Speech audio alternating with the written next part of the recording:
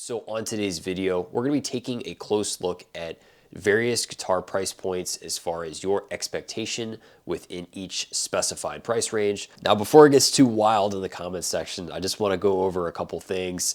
Please keep in mind, it's hard to draw a hard line as far as different ranges, so bear in mind some of these things, they may or may not have some overlap.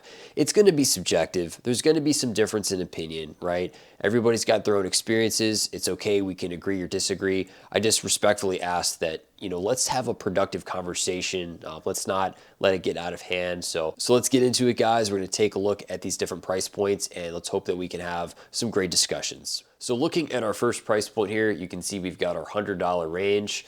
We're going to be covering a couple different categories. Some of these will have overlapping features. This first one here is going to basically reflect your standard quality, your fit and finish, all that kind of stuff. From there, we're looking at different types of woods. We've got pickups and hardware, and then cases, gig bags, and all that kind of stuff. So again, looking at the $100 range, here's where we're at. Instrument is complete and fully functional. So again, I can't say I have a huge expectation for a $100 guitar, but if everything is complete, it's not missing parts, I plug it in, it is at least somewhat playable, I think that's okay. As far as woods, I'm assuming this is going to be as no frills as it gets. You're probably not going to see a lot of specifics here. I think a lot of these companies, they want to be careful about what they identify as far as woods. So that way, if something is not going to be quite up to standards, they're not going to be like, hey man, well, we didn't promise you that Honduran mahogany, right? We just said it's some type of mahogany, right? Pickups and hardware, it's going to be pretty much no name brand. I'm assuming this is going to be something coming overseas, not really going to have any type of branding on it. You're probably not going to be really getting a case or a gig bag. I know sometimes you might just get one of those paper thin, like little guitar sleeves, if anything at all. But I think within this category here, $100, you know what? It's a guitar, it plays, it works. I'm not too concerned about pickups, hardware, or the species of wood. I mean, I think that's a fair, realistic overview for this type of range. So moving on to our next category, we're looking at 250 to 500. Again, that's an approximate range. At this point, I'm going to expect a little bit better quality control. However, there's probably still going to be some inconsistencies. The guitar's probably going to need some fret work. You might have some fret ends here or there. There's probably going to be some blemishes. There might be some setup issues, right? There could be some cosmetic problems. I don't really have a huge standard here for that type of range. As far as woods, I mean, for example, it might say something like, okay, this guitar, it's $400. We're going to call it an ash body. Ash body is an ash body. They're not going to specify, hey, this is swamp ash. This is northern ash. This is Honduran mahogany. This is some African mahogany, right? You might just get some very generic description. We can't expect them to be too specific here. As far as pickups and hardware, I'm going to say most cases you're probably looking at some really simple house brand. Maybe pull up like a $400, $500 Schecter. You're going to see Schecter tuners, Schecter pickups, Schecter bridge, somewhere along those lines, right? And I'm not saying it's good or bad. I'm not saying it's anything wrong with it, but that's probably what I would expect in this type of category. Cases and gig bags, if anything at all, I would suspect probably a very thin gig bag. It's probably going to have minimal padding. I don't even really consider this to be a much form of protection to transport your instrument. But again, within this range, I think that's fairly acceptable. All right, so from there, let's go and step it up to the $1,000 to $1,500 approximate range. At this point, I'm going to say quality control is going to be another step up. You're going to have better playability. However, I would expect there's probably still going to be some like little minor blemishes here and there. Say maybe the frets are better, they are installed correctly, but maybe there's a little bit of dressing that it might need as far as a little bit of a gap, fill in some of those little spots as far as like under the fret tangs. Maybe there's a little bit of fret sprout, something like that. May just need a little bit more love to bring this thing where it needs to be. Moving on to woods here, I would expect a little bit more clarity, right? Like let's just give us a little bit more context as far as like what actual types of woods that they are. I don't think that we're going to be looking at like crazy tops or anything like that. And it's not to say that there aren't some companies out there that might use like a legitimate top wood in that range. But I would say, for example, if you're going to see some type of top, it's more than likely going to be a veneer, right? So you might see a quilt veneer, a flame maple veneer, something like that. Again, the guitar overall is going to have a little better structure, better composition, but there's going to be some little blemishes. There will be some compromises that these brands do to kind of hit that target price point. Moving on to pickups and hardware, I think this range is where you're going to see a pretty mixed bag. A good example would be like that Korean-made Jackson review I did the other day. This one had like your house brand tuners as well as pickups, but it did have a name brand Gotoh bridge. So I think you're going to see a little bit of a mixed bag. Maybe you'll get name brand pickups, but you're not going to get name brand tuners and vice versa. Now at this point, I would like to see a little bit better gig bag with a little bit more cushioning, a little bit better padding, something to protect the instrument. At this range, I don't want to see like a paper thin sleeve. That was one example where I feel like that Jackson did kind of fall a little bit short. Now getting into your $2,000 to $3,000 price point, this is where things are really going to start picking up. I'm going to have a bit higher expectation as far as, any type of imperfections.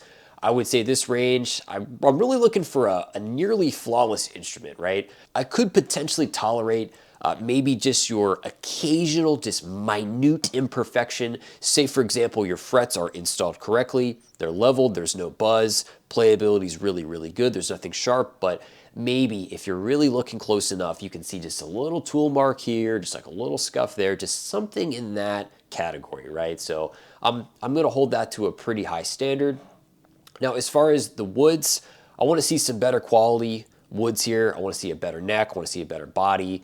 If there's going to be some kind of top, obviously, it needs to be a legitimate actual top wood. I don't want to see a veneer at this price point. I think that would be quite ridiculous. Pickups and hardware, it needs to be name brand, right? So we're talking, maybe it's got your Seymour Duncan pickups, right? Maybe your Hipshot tuners, Hipshot bridge, somewhere along those lines. Maybe DiMarzio, your standard, your respectable brands as far as like all of your pickups and hardware stuff. Now getting into your cases here, I think at this phase we've sort of outgrown the idea of a gig bag. I want to see an actual legit like soft case. So it's going to have better padding, better structure, probably have some nice like pockets in there to fit things, maybe like a backpack strap, something like that, and maybe even a hardshell case. A good example of a soft case, something like what Kiesel offers, right? You've got a little bit thicker, like deeper construction, provides more stability for the instrument, all that good stuff. Now getting into that $3,000, $4,000 range, this is where I'm looking to see some pretty top-notch stuff. As far as quality control, be a little bit stricter as far as everything functional as well as cosmetic.